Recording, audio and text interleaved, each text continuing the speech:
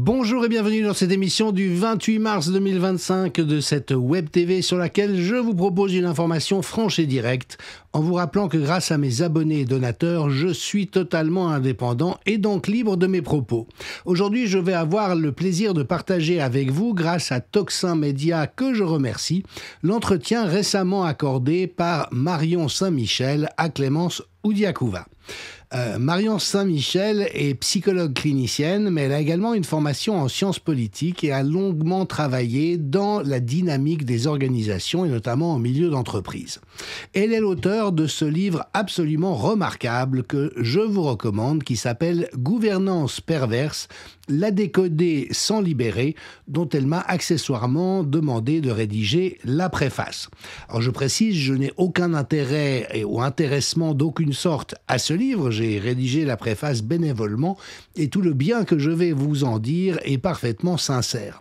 Mais cela fait longtemps que j'insiste sur le fait que ces crises à répétition que rencontrent nos sociétés et qui voient toujours des gens d'une perversité particulière se hisser aux positions de pouvoir, processus pour lesquels ils ont un avantage compétitif, c'est beaucoup plus facile pour eux d'écraser les autres, de survivre aux attaques et de veiller à mettre hors d'état de nuire tous ceux qui pourraient se mettre en travers de leur chemin, cette répétition de mésaventures collectives tient au fait que nous ne savons pas encore collectivement identifier la perversité et que nous n'avons pas construit une immunité collective à ce sujet.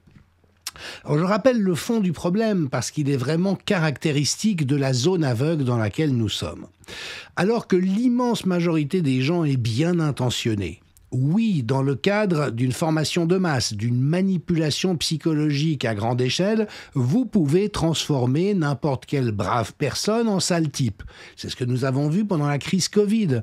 Des gens qui, a priori, ne sont pas plus méchants que vous et moi, ont été capables de dire qu'il faudrait refuser de soigner les antivax, les priver de soins s'ils tombaient malades, les enfermer dans des camps, leur infliger toutes sortes de sévices. Et ça, oui, c'est le déferlement totalitaire qui peut effectivement conduire à ce que je nomme ici. Toutefois, spontanément, aucun parmi les gens qui ne sont pas des psychopathes, des paranoïaques et des pervers ne souhaite avoir de pouvoir sur l'autre et le maltraiter de toutes les manières possibles et imaginables. Alors que, dans le profil de la psychopathologie perverse et psychopathe, dont Emmanuel Macron est malheureusement un exemple caractéristique, il y a une jouissance à infliger de la souffrance aux autres, à manipuler les autres de manière machiavélique, totale absence d'égard quant aux conséquences, et notamment les ressentis douloureux, les injustices subies par autrui, et donc un sadisme qu'il faut savoir nommer. Et le problème, c'est que les pervers sont des très bons manipulateurs. Il suffit de dire que oui, ils ont dit qu'ils avaient envie d'emmerder des gens, qu'ils considéraient ne plus être des citoyens, mais c'était affectueux. Et puis toujours ces doubles discours, ces renversements, la guerre c'est la paix, être démuni c'est la prospérité c'est fini mais pas pour eux, ils coulent l'État dans des déficits abyssaux mais ils vont encore sortir des dizaines et des dizaines de milliards pour un cocaïnomane va-t-en-guerre en Ukraine.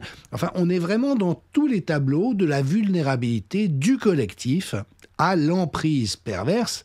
Et aujourd'hui, dans cette société en pleine décadence qui est la nôtre, nous voyons effectivement que l'essentiel des systèmes de gouvernance sont tombés aux mains de personnes perverses. Alors bien sûr que c'est très dangereux, il y a péril en la demeure.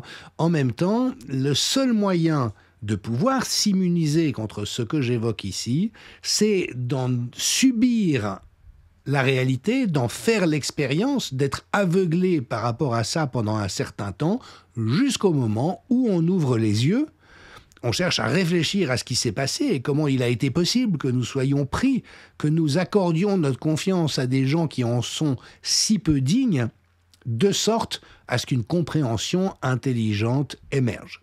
Et mon espérance dans le merdier phénoménal dans lequel nous sommes, c'est que nous soyons effectivement dans cette situation de faire une espèce d'expérience pédagogique à grande échelle qui permettent le moment venu, et quand même, aujourd'hui, on sait que de 70 à 80% de la population se rend compte qu'elle ne peut plus faire confiance aux politiciens, qu'elle ne peut plus faire confiance aux médias.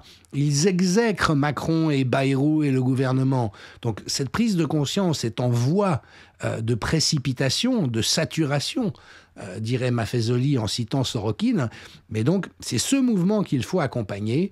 Et de ce point de vue, le livre de Marion Saint-Michel est vraiment un petit bijou. Il est passionnant à lire, il est extrêmement éclairant. Il y a un petit résumé à la fin de chaque chapitre et il permet de comprendre comment les phénomènes d'emprise perverse se mettent en œuvre dans le cadre de relations personnelles, dans des couples, dans des entourages familiaux ou amicaux, mais également dans la sphère professionnelle, au sein des équipes, dans le management, dans les entreprises, dans les administrations, dans les institutions, jusque dans des pays entiers, dans des nations, dans des collectifs comme l'Union européenne.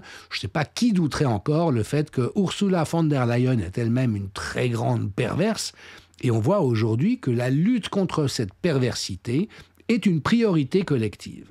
Et vraiment, il faut priver des gens qui sont dans ce profil de personnalité de toute possibilité d'accéder au pouvoir, parce qu'ils vont en abuser d'une manière sadique pour générer le plus de nuisances et de destruction possible.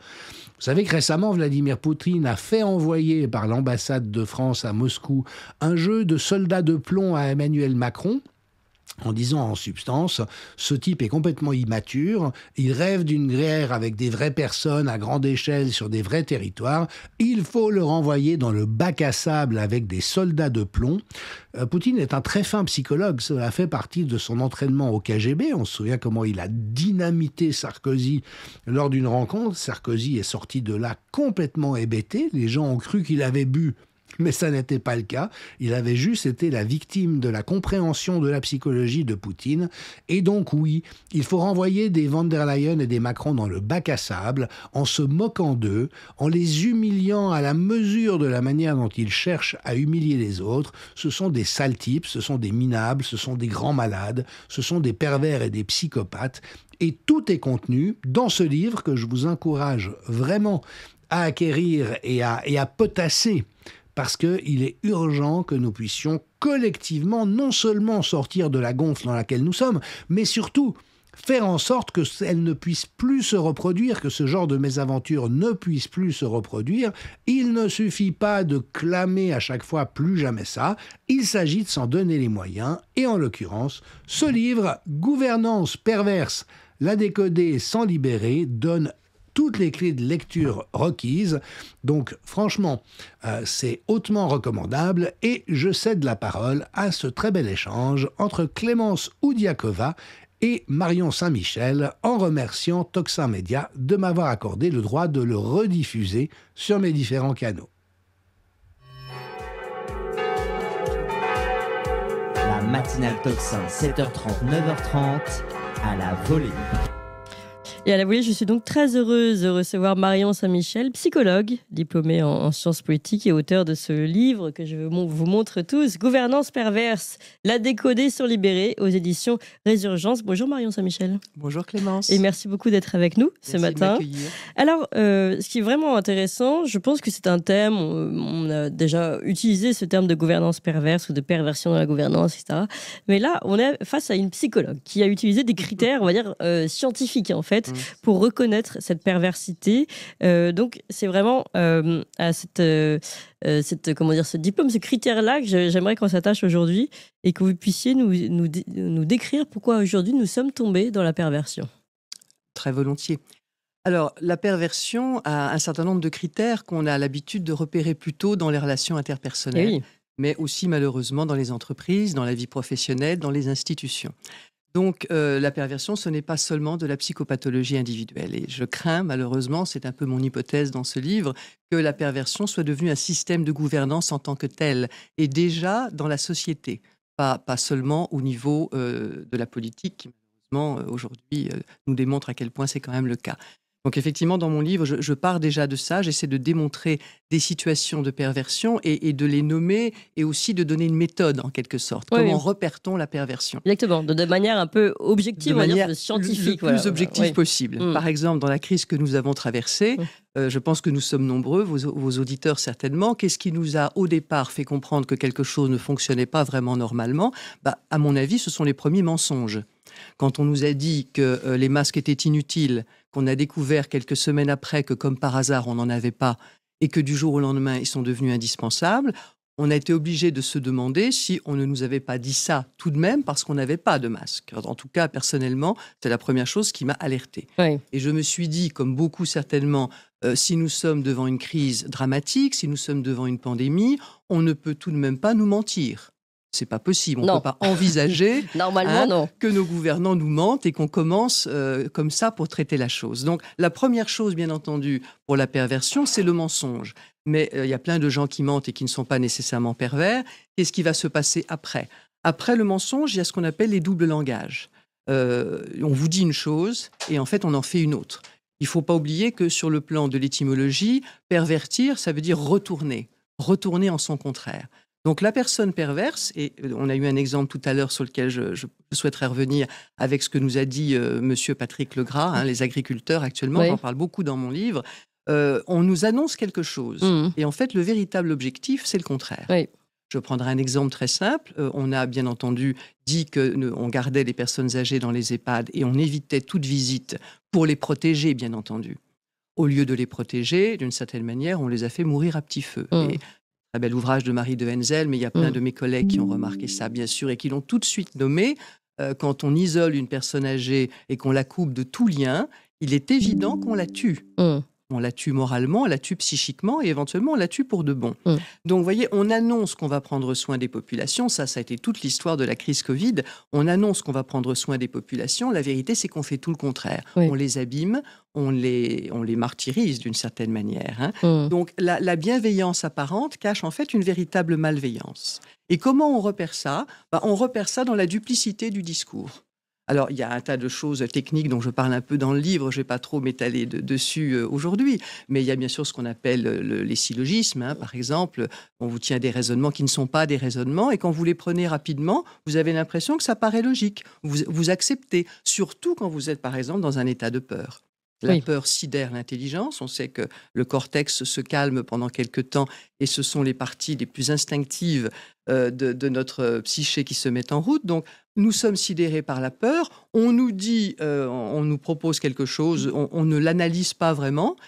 Et puis finalement, on se rend compte que ce qu'on nous a dit était totalement contradictoire. Le fameux « en même temps » du président, il faut savoir que sur un plan psychologique, ça s'appelle créer de la dissonance cognitive. À quoi sert la dissonance cognitive? À vous rendre fou. C'est-à-dire, dans un premier temps, à saturer votre intelligence et progressivement à vous dissocier. C'est-à-dire qu'une partie de votre être entend ce qu'on vous dit, entend la partie, mettons, blanche de ce qu'on vous dit, et l'autre partie entend la partie noire. Sauf qu'elles sont incompatibles. Dans un premier temps, vous essayez de les rendre compatibles. Vous cherchez le lien, vous cherchez où est la cohérence. Dans un second temps, comme vous ne la trouvez pas, vous vous dissociez. C'est-à-dire qu'il y a une partie de vous qui croit effectivement que c'est blanc et l'autre partie qui croit que c'est noir. Et là, il faut savoir que la dissonance mène à la schizophrénie, ce qu'on sait depuis très longtemps, le fameux double bind, le double discours, le discours contradictoire, c'est un peu « viens ici, fous le camp ». Qu'est-ce que j'entends? J'entends « viens ici » ou j'entends « fous le camp ». J'entends les deux. Et donc, je suis totalement dissocié. Mais alors, qui est schizophrène? La population qui subit ou celui qui tient le discours? Alors, ça n'est absolument pas celui qui tient discours, parce que ça, celui qui tient discours, il est juste pervers, il manipule.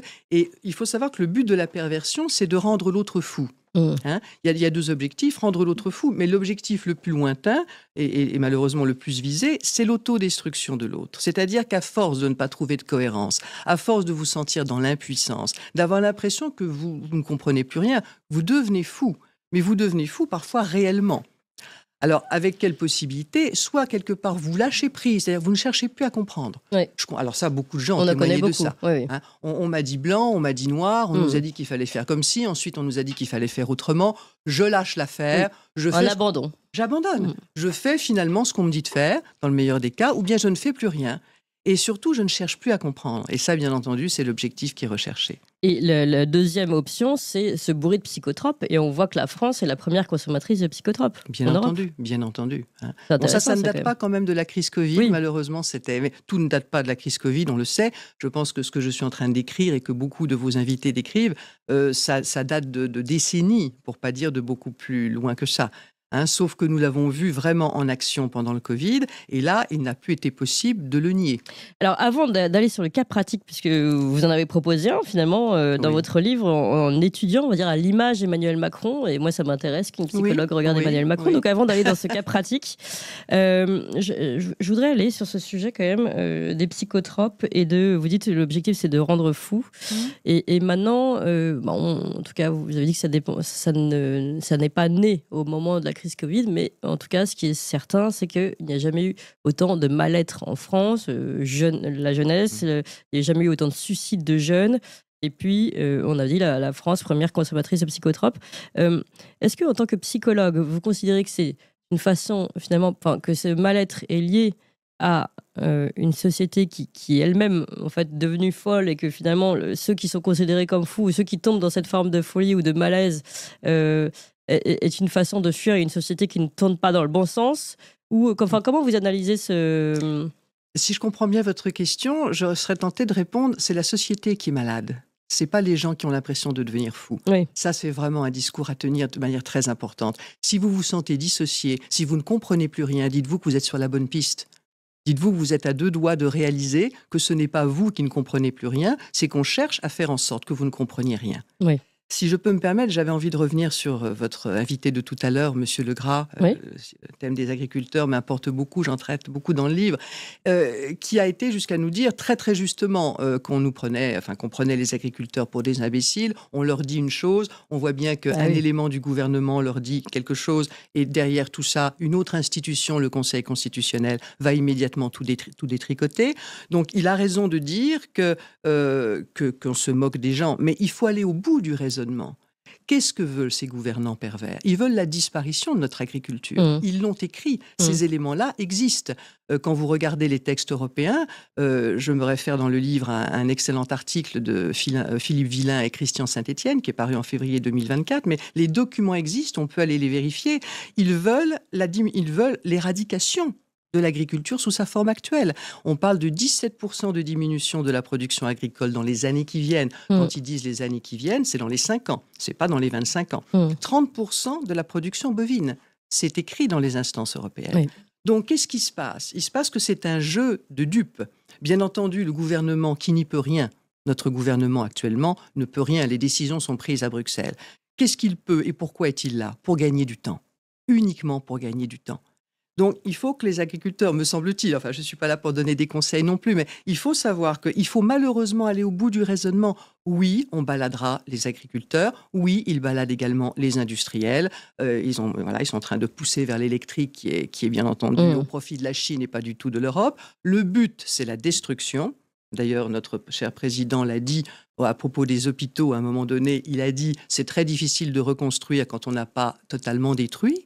C'est exactement ça, c'est exactement le principe. Jusqu'au bout, oui. Le but, c'est la destruction de toute l'agriculture française, très certainement, pour pouvoir racheter des terres à vil prix, une fois que malheureusement les agriculteurs auront disparu, et transmettre ça au pouvoir privé, comme ils le font dans tous les autres domaines. Les agriculteurs doivent comprendre ça. Alors là, en tant que psychologue, déjà simplement pour pas qu'ils s'auto-détruisent. Ben oui. Que leur combat... Alors, je n'ai pas de solution. La première profession qui va au suicide avec la police. Exactement. Et la santé, justement. Vous parliez des hôpitaux. Tous les gens qui sont en fait très concrètement sur le terrain et qui se rendent compte que ce n'est pas tenable. Donc vous avez, un agriculteur, un infirmier, un policier qui vous disent « j'ai envie de me suicider ». Qu'est-ce que je dois faire? Vous commencez par lui dire, si j'entends bien le début de votre discours, oui. Félicitations, vous avez compris que quelque chose ne tourne pas rond. D'une certaine manière, tout à fait. C'est tout à fait ça. Oui. Voilà, bravo, vous avez déjà compris ça. Par contre, n'allez pas vous rendre malade, vous, c'est ce qu'ils veulent, c'est ce qu'ils cherchent, n'allez pas vous détruire. Comprenez, retrouvez le sens derrière ça. Il y a du sens à trouver. Bien entendu, il faut aussi être solidaire, il ne faut pas rester seul. Enfin, je donne un certain nombre de possibilités, non pas de solutions, parce que je n'ai pas de solution miracle, évidemment, mais déjà au niveau individuel et un petit peu social, social quand même, comment ne pas se détruire, puisque c'est ça qu'ils veulent. Et oui. Ils veulent nous détruire moralement, physiquement, et l'autodestruction. Le pervers ne va jamais mettre les mains dans le cambouis. Il est toujours souriant, agréable, aimable, propre sur lui. Et derrière ça, en fait, ce qu'il manigance est extrêmement dangereux. Et c'est très difficile, j'ajoute ce petit point, c'est très difficile pour une personne normale et relativement saine de pouvoir imaginer qu'ils veulent aller jusque-là. Et c'est pour ça qu'on se fait avoir. Je reprends ce que disait ce matin, effectivement, cet agriculteur. On ne peut pas imaginer qu'ils veulent aller jusque-là. Alors on continue de négocier, de discuter, de dire « ils ne nous ont pas compris », mais ils nous ont très bien compris. Ils ont parfaitement compris. Simplement, ils ont leur logique, ils ont leur agenda, ils vont dans leur direction. Et ce dont ils ont besoin pour l'instant, c'est de gagner du temps. Voilà, il faut savoir ça. Qu'est-ce qu'il faut faire? C'est un autre aspect des choses. On comprend en fait, en effet, que votre patient puisse se sentir beaucoup mieux à partir du moment où vous lui expliquez « félicitations, vous avez compris ». La maladie s'appelle la société perverse, en fait. Tout à fait. Parce qu'on le sait, que les gens, quand les gens sont malades, mais c'est pas forcément psychologique, ils sont contents de savoir contre quel mal. Et souvent, ils disent « j'ai enfin pu mettre un nom à ma maladie, donc je me sens mieux ». C'était tout à fait mon objectif dans ce livre. Voilà. Comprendre de quoi nous sommes malades et de quoi nous ne sommes pas malades. Et ça n'est pas ce qu'on nous dit, bien entendu. C'est en général, d'ailleurs, à peu près l'inverse de ce qu'on nous dit. C'est une bonne façon de trouver la vérité. C'est de se dire que c'est à peu près l'inverse des discours qui sont tenus sur les plateformes officielles, que ce soit les médias mainstream. Je parle évidemment des médias dans le livre, mais vous connaissez le sujet beaucoup mieux que moi. Tout à fait. Mais quels que soient les sujets qu'on prend, l'autre point peut-être important à préciser, c'est que tout est lié. C'est aussi ce que j'ai voulu démontrer dans ce livre. On a l'impression qu'on a plein de problèmes en France. Non, on n'en a qu'un. Que vous preniez, tout à l'heure, vous parliez des DPE. On a quand même ce système d'avoir dit que de toute façon, il n'y aurait plus de propriété. Vous ne serez plus propriétaire et vous serez soi-disant heureux quand même. Donc on commence avec ça. Et on commence à détruire la propriété, en commençant bien sûr toujours par les plus modestes et les plus pauvres, c'est-à-dire ceux qui ont du mal à se défendre. Et nous avons plein de processus pervers qu'on n'aura pas le temps de tout visiter ce matin, mais l'autre chose qui est perverse, c'est que bien sûr, chaque strate de la société pense qu'elle n'est pas concernée. Et notamment, un des enjeux, je pense, pour se sortir de là, ce sont que les strates les plus élevées de la société, bourgeoises et autres, se rendent compte qu'elles vont être concernées et détruites exactement de la même façon que les autres. Or, pour l'instant, je pense qu'il y a un peu un côté, oui, mais nous sommes du bon côté du manche, ces pauvres, ils vont bien sûr... Il y a un intérêt, vous avez raison, un intérêt de confort, en fait. Il y a un intérêt de confort, il y a bien entendu une part de déni. Je ne veux pas vraiment voir ce qui se passe, parce que si je vois ce qui se passe, il va falloir que j'agisse, que je sois peut-être solidaire, que je considère que le problème du gilet jaune, c'est mon problème aussi, même si je suis banquier ou je ne sais trop quoi. Donc, il va falloir comprendre, et l'histoire nous le démontre, je ne suis pas historienne, mais quand même, je suis un petit peu plongée dedans, que de toute façon, dans les systèmes pervers, tout le monde est concerné, y compris les gens qui ont soutenu le système. Bien sûr, sont éventuellement les derniers à tomber, et encore, pas toujours, mais de toute façon, à terme, tout le monde disparaît. Donc, nous n'avons qu'une solution, me semble-t-il, c'est de comprendre, d'être solidaire et de faire corps ensemble. De se réveiller. Alors allons au cas pratique, puisqu'il est particulièrement intéressant. Je suis très heureuse de pouvoir soumettre un extrait de notre président de la République à une psychologue. Donc vous avez proposé, vous êtes revenu sur le « Nous sommes en guerre » d'Emmanuel Macron. Alors avant de vous le soumettre, je vous propose, chers amis, de le revoir. Emmanuel Macron qui nous dit « Nous sommes en guerre », pas le guerre contre l'Ukraine, le guerre contre le Covid. La première guerre. Premier, oui. Nous sommes en guerre. En guerre sanitaire, certes. Nous ne luttons ni contre une armée, ni contre une autre nation. Mais l'ennemi est là, invisible, insaisissable, qui progresse. Et cela requiert notre mobilisation générale.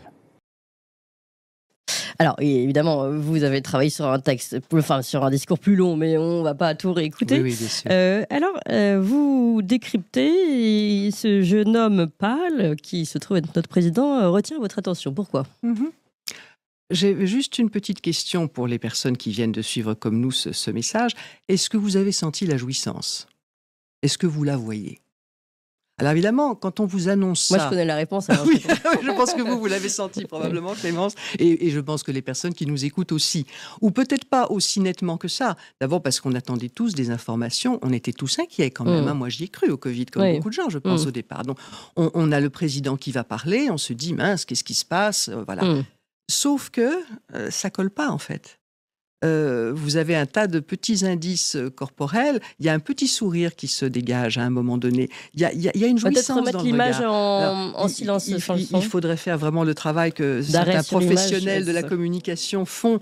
Hein, mais on sent, regardez, le haussement de sourcil d'ailleurs sert aussi à cacher le plaisir qui passe dans le regard. Hein. Vous savez, quand vous faites ça, là, voilà. Alors vous martelez bien entendu avec les poings, ça c'est totalement appris. Est-ce que vous arrivez à saisir la moindre émotion, la moindre compassion, l'empathie, hein, il parle quand même au français et c'est un chef de guerre, donc puis le discours qu'il utilise, qui va devoir entraîner les gens derrière lui. Regardez là le regard, regardez le regard.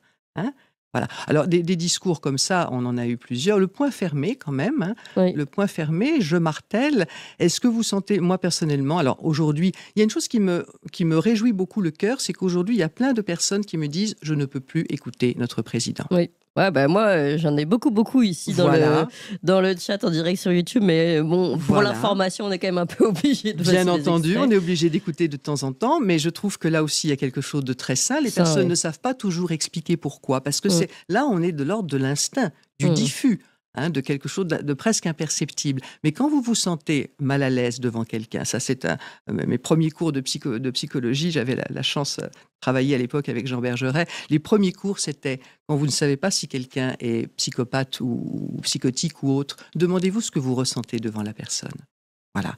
Si vous vous sentez mal à l'aise, si vous sentez un trouble, alors il peut y avoir différentes, bien sûr, pathologies derrière, mais posez-vous la question, ce n'est pas pour rien. De même que quelquefois, vous avez quelqu'un devant vous, vous avez envie de le suivre, parce que vous sentez que c'est sain, vous sentez qu'il est authentique. Eh bien, il faut revenir aussi à des choses de cet ordre-là. De l'instinct, finalement. De l'ordre de l'instinct. De survie, vous remarquerez que notre société, et ça aussi, ça fait partie de la gouvernance perverse, essaie de totalement tuer l'instinct. Annihiler. Hein, tout ce qui est de l'ordre du bon sens paysan, de l'intuition, de cette personne vraiment, on sent qu'elle est authentique ou pas, etc. On peut parfois se tromper, mais la plupart du temps, on ne se trompe pas. Oui, d'ailleurs, je vais faire une aparté, mais qui nous amène un peu loin, mais pas tant que ça. On avait ici suivi des parcours de victimes de viols, notamment, etc., qui avaient dit... J'ai entendu une petite voix dans ma tête qui me disait que j'aurais dû se méfier de cet homme qui me suivait à ce moment-là. Et puis je me suis dit, non, j'ai pas vraiment de raison d'avoir peur. Et en fait, c'est incroyable comme le nombre de victimes qui racontent qu'elles ont eu cette petite voix qui leur a dit, et maintenant elles regrettent de ne pas l'avoir entendue. Bien sûr. Et c'est vrai que peut-être qu'il faut entendre un petit peu plus cette petite voix. Il faut revenir à l'instinct, donc il faut revenir aux choses saines, ça aussi j'en parle dans le livre. Il faut revenir à la nature, il faut revenir aux animaux, il faut revenir à tout ce que notre monde moderne essaie plus ou moins d'éloigner de nous. À tout ce que nous sommes finalement. Tout ce que nous sommes fondamentalement dans notre belle essence. Beaucoup pour cette très belle conclusion, Marion Saint-Michel, et ce livre très pertinent, très riche, qui nous permet de comprendre beaucoup de choses. La gouvernance perverse, aux éditions Résurgence. Je le montre ici, chers amis, vous avez compris. Ah ben non, c'est ici qu'il faut le montrer. Bon, alors voilà, en tout cas, vous le voyez. D'un côté ou de l'autre, vous avez compris à quoi il faut vous revenir, et vous avez compris que si vous vous sentez mal, c'est peut-être que justement, vous allez dans le bon sens. Merci encore, Marion Saint-Michel. Merci à vous tous, chers amis. Vous avez aimé cette émission, vous voulez que l'on continue d'exister et de creuser ces sujets. Sachez que nous n'avons ni subvention, ni milliardaires, ni oligarques derrière nous, que nous ne dépendons que de vous. Donc faites un don à toxin-media.fr, toxin-media.fr, et encore mieux, faites un don régulier pour que nous continuions d'exister. Merci.